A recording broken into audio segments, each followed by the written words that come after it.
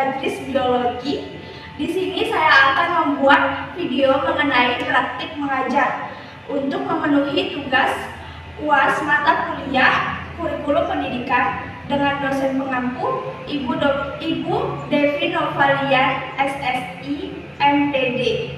Selamat menyaksikan. Oke, bismillahirrahmanirrahim. Assalamualaikum warahmatullahi wabarakatuh. Waalaikumsalam warahmatullahi wabarakatuh.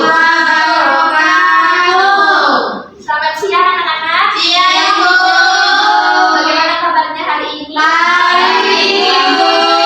Alhamdulillah baik. Masih semangat belajar kan? Baik, Bu.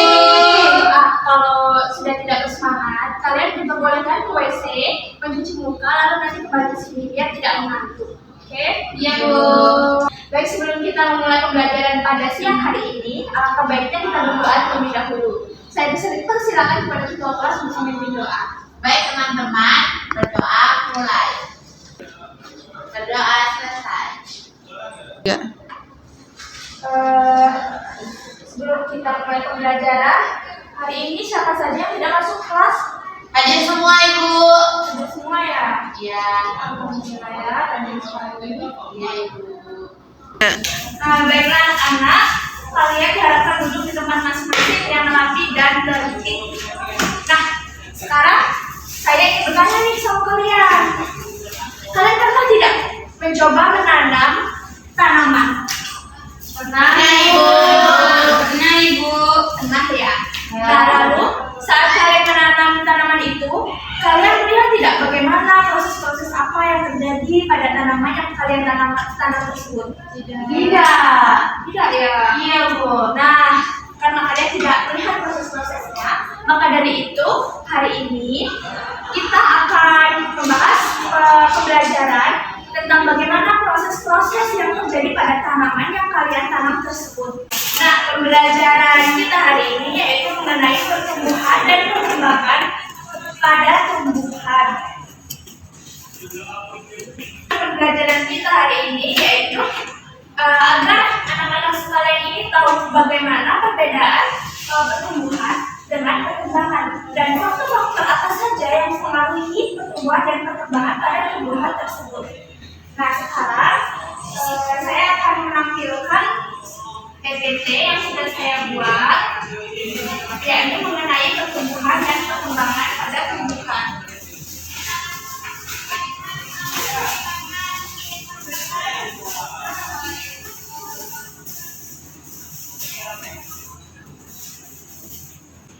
Baik, materi pertama yang akan kita bahas yaitu mengenai pertumbuhan. Nah, pertumbuhan sendiri itu merupakan peristiwa perubahan biologi yang terjadi pada semua makhluk hidup, yaitu berupa pertambahan sporan, pertambahan jenis, pertambahan volume, tinggi, dan juga masanya sebagai hasil dari perbesaran dan pembelahan sel. Nah, pertumbuhan ini tidak dapat kembali ke bentuk semula atau bisa dikatakan dengan irreversible. Biasanya, contoh dari tumbuhan itu ada kalau pada tumbuhan itu ada tingginya batang tumbuhan, besarnya batang tumbuhan, bertambahnya jumlah daun, dan memanjangnya akar.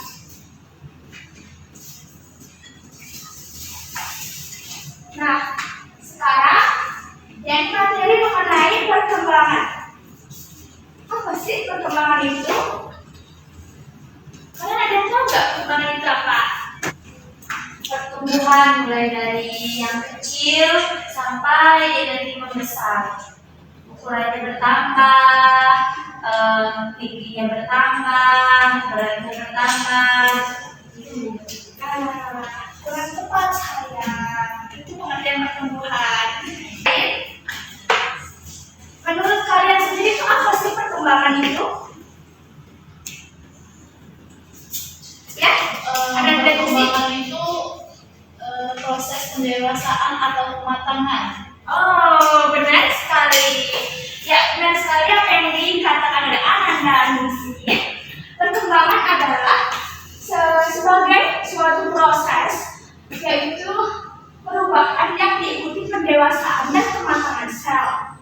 ini disertai juga spesialisasi fungsi dari sel. Nah, biasanya perkembangan pada tumbuhan itu contohnya tumbuhan yang sudah bisa menghasilkan bunga, buah, dan juga biji. Nah, lanjut ke materi selanjutnya yaitu tahap-tahap pertumbuhan dan perkembangan. Tahap-tahap pertumbuhan dan perkembangan ini ada dua, yaitu perkecambahan dan juga pertumbuhan.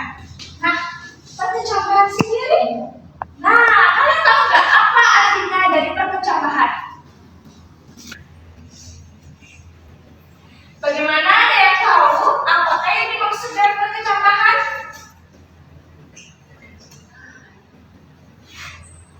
Tidak ada yang tahu? Oke, mari kita bahas. Nah, perkecambahan merupakan berakhirnya masa dormansi biji.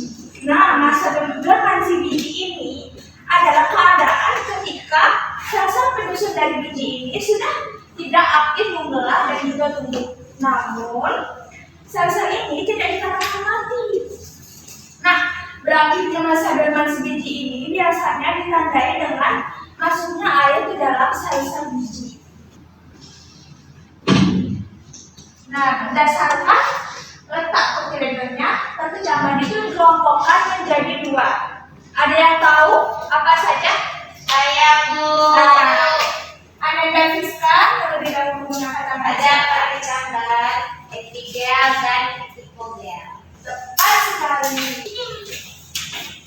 Mari kita lanjut. Apa itu perkecambahan epigel? Nah, yang pertama itu perkecambahan epigel. Perkecambahan epigel ini ditandai dengan kotiledon yang terangkat ke atas permukaan tanah. Karena pertumbuhan memanjang bagian hipokotil. Nah, kotiledon ini muncul sebagai keping biji hijau. Misalnya itu pada tumbuhan kacang hijau. Ini saya mempunyai media berupa pertumbuhan kecambah kacang hijau. Nah, di sini ibu mempunyai media berupa contoh dari perkecambahan epigel. Perkecambahan epigel sendiri kan itu ditandai dengan kotiledonnya terangkat ke atas permukaan tanah. Nah, di sini itu ada kotiledon. Nah, ini kotiledon. Kotiledon ini kan sudah tumbuh dan dia terangkat ke atas permukaan tanah. Kotiledon sendiri adalah sebuah jaringan yang menyimpan cadangan, yang berfungsi sebagai penyimpan cadangan makanan. Kemudian itu ini dikarenakan pertumbuhan memanjang bagian hipokotil. Nah, ini disinilah hipokotil itu, ya, hipokotil di sini dia memanjang. Kemudian di sini ada bagian dari plumule atau bisa dikatakan pucuk daun. Nah, hipokotil sendiri ini adalah calon batang. Nah, dari PPT ini sendiri ini ada gambar bagian-bagian dari kecambah. Nah, di biji ini di sini ada namanya radikula. Kemudian ini ada hipokotil. Nah, kemudian di sini ada hipokotil. Di sini ada kotiledon. Kotiledon ini kan calon batang ya. Kotiledon. Nah, lebih jelasnya kalian bisa lihat di PPT ini ya. Di sini ada bagian-bagiannya. Di pertengahan antara daun dengan kotiledon ini ada kotil, lalu ini ada kotiledon yang sudah terangkat ke permukaan tanah, lalu ada hipokotil. Hipokotil ini kan calon batang.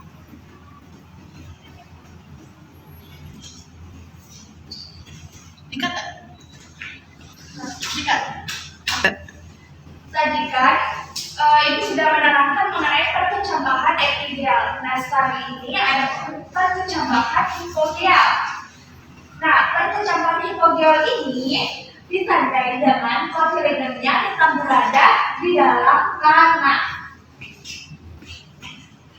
Disinilah letak kotiledonnya ya. Dia awal mula dari berkecambah. Nah, kemudian yaitu kotiledonnya tidak tetap berada di dalam tanah, namun plumulanya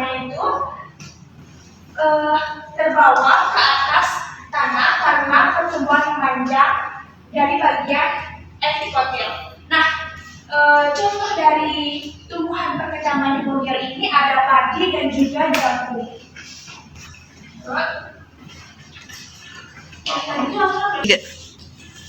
Nah, sekarang kita akan membahas mengenai faktor-faktor apa saja yang mempengaruhi pertumbuhan dan perkembangan pada tumbuhan.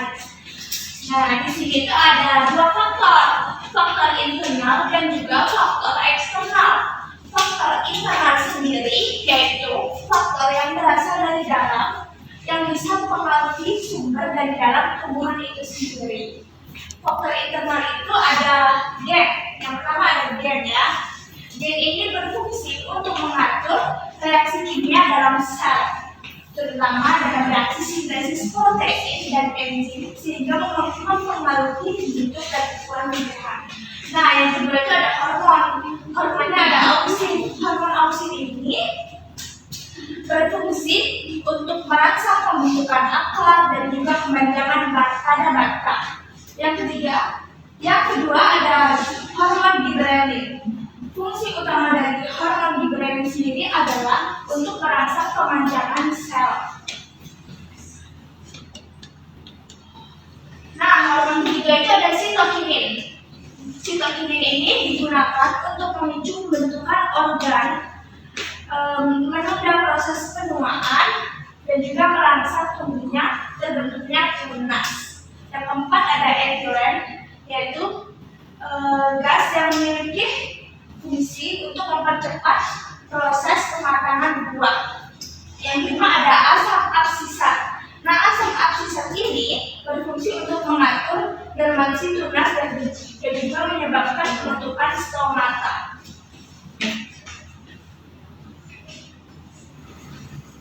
Nah, sudah selesai guys. Nah, dari penjelasan yang Ibu berikan, adakah yang ingin bertanya atau kalian tidak paham? Silakan bertanya. Tidak ada, Masya Allah sekali. Murid kelas ini sangat cerdas dan pintar. Amin. Ya, ya.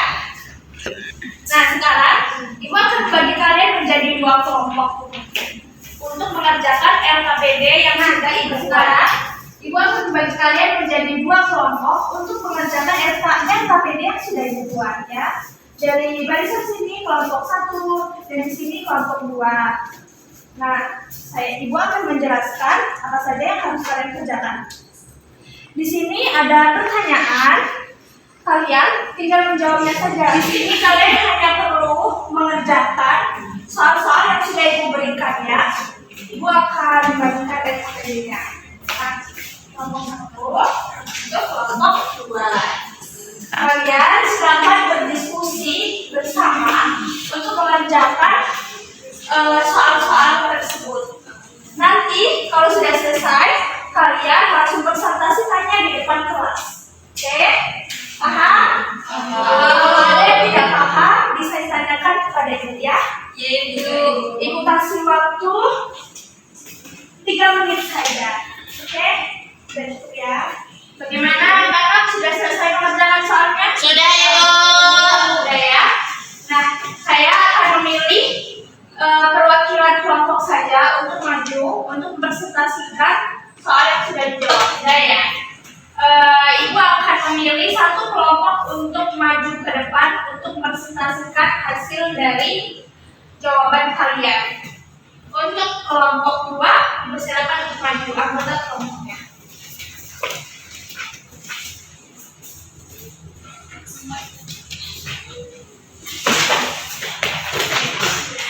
Untuk kelompok yang maju silakan presentasikan ya. Yang pertama soalnya salah satu ciri yang membedakan makhluk hidup dengan benda mati adalah yang pertama itu proses apakah yang terjadi pada gambar A dan B. Proses yang terjadi akan dijelaskan oleh dia.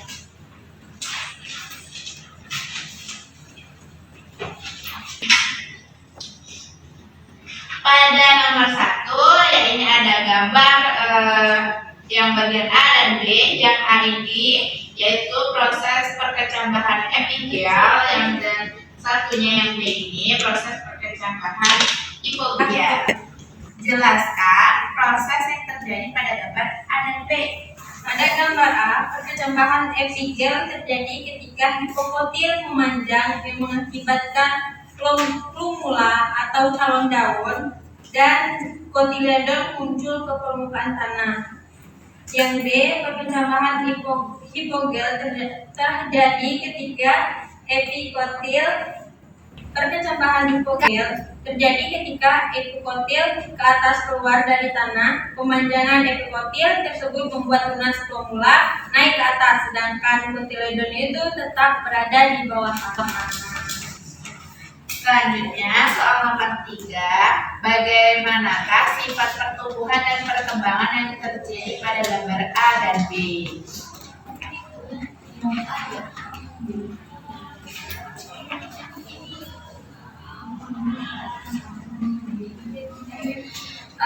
Jadi pada sifat pertumbuhan pada gambar A dan B yaitu kuantitatif karena dapat diukur dan dihitung.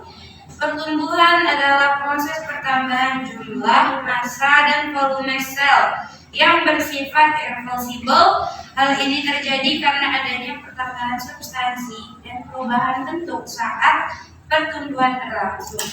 Pertumbuhan menyebabkan tumbuhan bertambah tinggi pada tumbuhan berkambium seperti dikotil. Selain bertambah tinggi, tumbuhan juga bertambah besar. Jawaban itu akan dijawab oleh Rajin.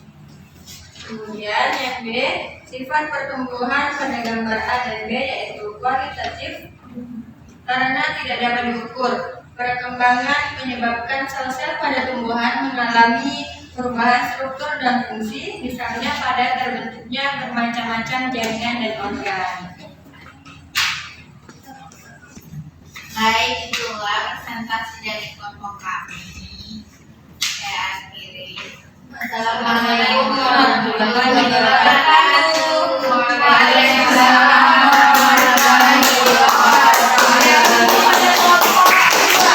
Benar sekali jawaban dari kelompok 2 yang sudah menjelaskannya tadi di depan kelas ya. Yaitu soal yang pertama tadi. Nah, benar sekali apa yang dipresentasikan oleh kelompok 2 tadi ya. Untuk jawaban A, B, untuk jawabannya nomor 1 yaitu proses apakah yang terjadi pada gambar A dan B. Nah, proses yang terjadi ini yaitu proses perkecambahan epigel dan juga perkecambahan hipogel. Nah, di mana proses perkecambahan epigel ini adalah ditandai dengan kotiledonnya terangkat ke atas permukaan tanah karena disebabkan oleh hipokotil yang memanjang. Kemudian yang gambar B ini adalah contoh perkecambahan hipogel yang terjadi pada tanaman jambu. Nah, ini ditandai biasanya dengan kotiledonnya yang tetap berada di dalam tanah. Namun plumulanya atau calon daunnya itu naik ke atas permukaan tanah. Ini dikarenakan karena epikotilnya yang memanjang. Untuk jawaban dari nomor 3 yaitu bagaimanakah sifat pertumbuhan dan perkembangan yang terjadi pada gambar A dan B.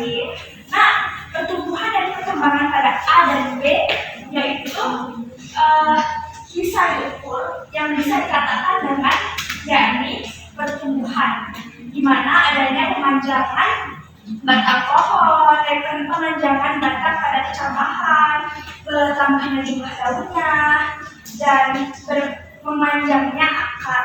Kemudian ada perkembangannya yaitu di mana dia sudah organ-organnya sudah mulai terbentuk dan juga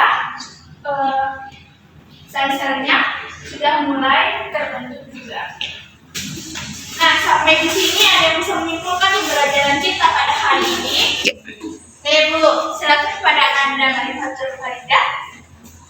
Untuk kesimpulannya, di sini itu pada materi pembelajaran pertumbuhan dan perkembangan, kesimpulannya pertumbuhan adalah perubahan biologi yang terjadi pada seluruh makhluk hidup berupa tambahan ukuran, volume, tinggi, dan tidak dapat kembali terbentuk. jumlah. Sedangkan pada perkembangan adalah suatu proses perubahan yang dimiliki oleh pendewasaan dengan kematangan sel. Adapun beberapa faktornya, yaitu ada faktor internal, di mana faktor internal itu ada gen, hormon, auksin. Hormon ini ada hormon auksin dan hormon gibberellin. Terus ada faktor internal, yaitu cahaya, nutrisi, suhu, dan air. Benar sekali apa yang sudah dipaparkan oleh Ananda Indah. Mari kita berikan aplaus terlebih dahulu.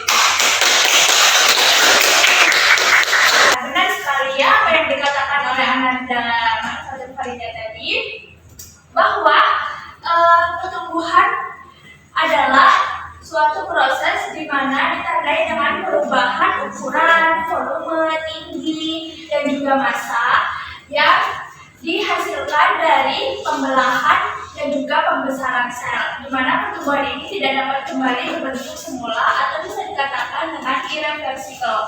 Nah, perkembangan sendiri adalah perubahan biologi di mana ditandai dengan kedewasaan, pendewasaan, dan juga kematangan pada sel, serta diiringi dengan spesialifikasi fungsi sel.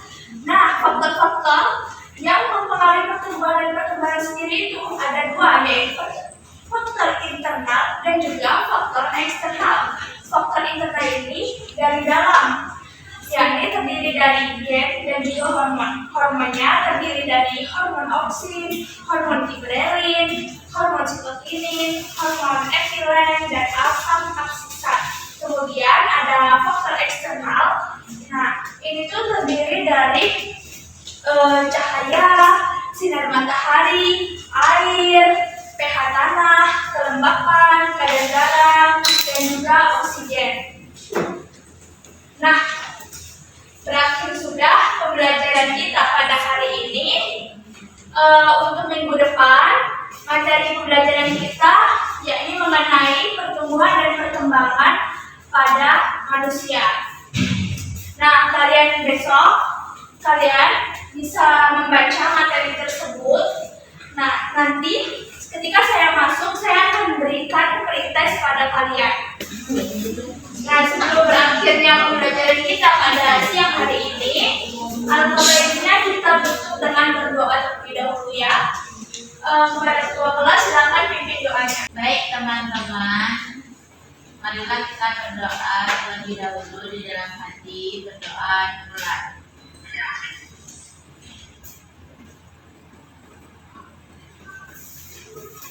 Berdoa selesai.